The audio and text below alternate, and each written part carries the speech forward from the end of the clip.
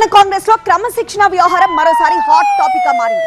మంత్రి కొండా సురేఖ, మాజీ మంత్రి చిన్నారెడ్డితో పాటు పలువురు నేతలకు టీపీసీసీ క్రమశిక్షణ కమిటీ ఈ నెల 19న షోకాస్ నోటీసులు జారీ చేసింది. నోటీసులపై వివరణ ఇచ్చేందుకు విధించిన 3 రోజుల గడువు నేటితో ముగియనుంది.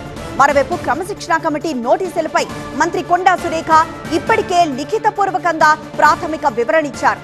తన కుమార్తె చేసిన వ్యాఖ్యలు వ్యక్తిగతమని, వాటితో తనకు ఎలాంటి సంబంధం లేదని మంత్రి స్పష్టం చేశారు.